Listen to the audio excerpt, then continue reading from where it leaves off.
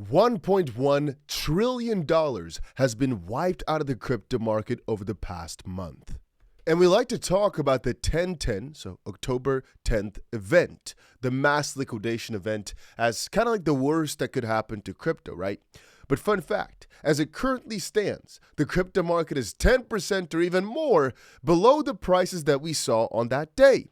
So an interesting thing happened on that day. I think it broke something in crypto, at least on the short term, because ever since that day, Bitcoin and basically any crypto have failed to see yet another high. And remember guys, 4 days before that event, Bitcoin saw a new all-time high, and pretty quickly after that happened, it's mostly just been downwards action.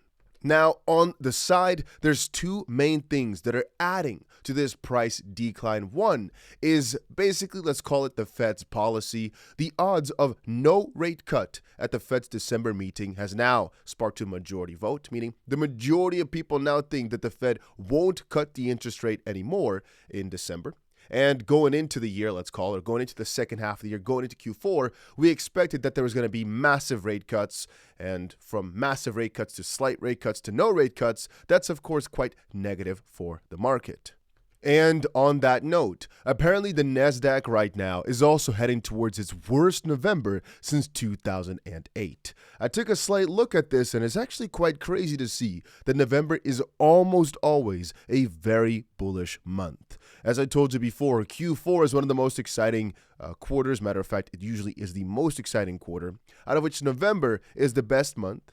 Overall, for Nasdaq, July has been the best month ever. But let's just say November is the second best month. And for some interesting reason, we are down roughly 5% throughout the month over on the Nasdaq. And partially, at least some people are saying that's because our earlier October and September were supposed to be negative months. Matter of fact, August as well. But since they were so bullish, it kind of messed up the vibe. So actually, in this case, I should not say October. I was going to say September and August were supposed to be very negative, but they turned out very positive this year. And so some are stating that because of the crazy results we've seen earlier throughout the year, without any sharp decline, like we've seen, for example, in the previous years, this time November had to be kind of like the scapegoat. And that's also perhaps true for cryptocurrencies. We might just be unlucky with too bullish of a Q3. Now, before I move on, if you've not pressed the like button on this video yet, make sure you do so because, well, the last couple of videos, we have yet to break 200 likes. Let's today make that day. Like, make it happen. Make sure you press that like button and let's continue on. Oh, and actually, before I forget, make sure if you are looking to trade crypto or you'd like to see my analysis, my thoughts, and everything we're doing with regards to buying and selling crypto, you check out the first link in the description down below. It's to our Telegram group, but all you have to do basically is sign up to 𝗏𝗏𝗀 with the link down below, and you'll have free access. But right now, also for signing up, you get some pretty nice bonuses. And this is real money. So for example, you trade a good amount, you get a Rolex for absolutely free. Not just a bonus you can't do anything with, no, actual just freaking cash. Anyway, check it out, link is down below. This little competition is going on for just a few more weeks. And there's no real downside, so check it out, link is down below, like I said. Anyway, another couple of interesting things happening. So we talked earlier about Saudi Arabia wanting to invest basically from, I think, 600 billion. They're going upwards to $1 trillion right now in the US. And pretty quickly afterwards, an interesting little article came out that said the US is set to approve the first sales of advanced AI chips to Saudi Arabia. So it's kind of funny how they're working together and all that, right? Well, it's quite interesting, but the US right now is seeing AI as a bit of a threat, or at least I can say it in a double way. They are thinking that some expansion needs to happen from a government level. President Trump says the U.S. must establish a federal standard for AI, which prevents woke AI. Investment in AI is helping us to make the U.S. economy the hottest in the world. But overregulation by states is threatening to undermine this growth engine. Some states are even trying to embed DEI ideology into AI models, producing woke AI. Remember Black George Washington? We must have one federal standard instead of a patchwork of 50 state regulatory regimes. We can do this in a way that protects children and prevents censorship. Kind of crazy that a president is tweeting that out, but here's another kind of interesting piece to add to the puzzle. I actually have a few, so keep watching here. Now, investors are apparently piling into U.S. equity funds. U.S. equities, ETFs, have attracted $1.3 trillion in net inflows on an annualized rate year to date, putting them on track for a record year. This exceeds money market fund inflows of plus 1.2 trillion, the second largest on record. Large cap stock funds and technology funds have seen plus $423 billion and $72 billion in inflows, respectively. Meanwhile, corporate investment-grade bond ETFs have attracted $430 billion in inflows year to date. And on the other hand, small-cap funds posted record outflows of about $64 billion. So at the end, demand for U.S. stocks is through the roof. Now, why is this part interesting? Take a look. Oh, little side note here. Larry Summers announces he's resigning from OpenAI's board amid the release of his emails with Jeffrey Epstein. Damn. Damn, that's like an interesting side note here. But I was going to say, because everything when it comes to all the major indices seems to be based on AI right now. What is driving massive job cuts in the U.S.? U.S.-based employers have announced 1 million job cuts in the first 10 months of 2025, the second highest since 2009. 21% of those layoffs were driven by unfavorable market and economic conditions. 7% of job cuts were made to reduce costs, while 4% were as a result of AI.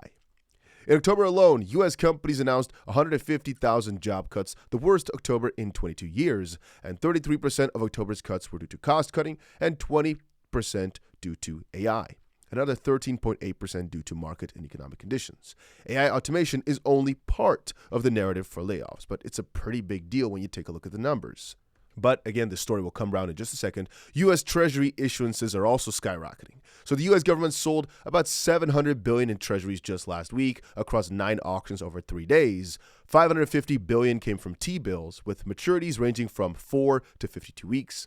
At the same time, $144.4 billion in notes and bonds were issued, including $48.5 billion in 10-year notes and $28.9 billion in 30-year bonds. The total amount of outstanding T-bills is now up to a record $6.6 trillion, doubling since 2020. As a percentage of marketable Treasury securities, T-bills hit 22%, near the highest since 2021. U.S. government borrowing is rising at a crisis pace. So, bundle this all together. We've got, on the one hand, some major U.S. indices at the worst ever.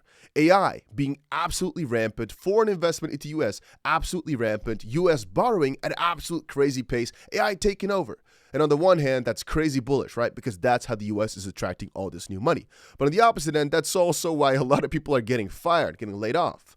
And then you maybe ask yourself, so what's happening over in Europe? Since the U.S. is playing with billions upon billions, to matter of fact, trillions of dollars right now. Well, if we're taking a look at Europe, what happened? Well, while the U.S. and Chinese AI companies are announcing trillions of dollars in AI deals, the EU is rolling out a $1.1 billion AI plan to ramp up AI. There's virtually no competition coming from the EU when it comes to AI startups. How did Europe fall so far behind? So, indeed, when I saw this article, I thought it was a joke or like a little spelling mistake, but no. EU is not rolling out a $1 trillion plan to ramp up AI. No, 1.1 billion. Now, for you and me as individuals, that's a lot of money, right? 1.1 billion, I could do a lot with that. But for an entire economic region and to compete with the US or China on that, 1.1 billion is not even going to walk you to the door. This is a really, really big nothing burger.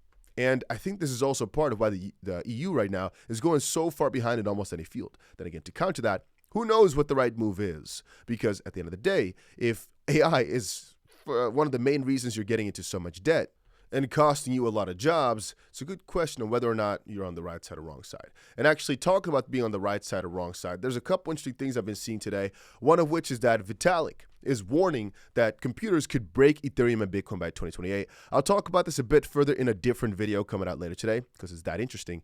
He warned that quantum computing could break the elliptic curve cryptography, securing Ethereum and Bitcoin within just 4 years. Now, I don't think the crypto market is going down because of this, but still something pretty interesting to think of regardless. And we've got Jim Cramer saying, "We are not oversold. Is this the green light or time to get worried again?"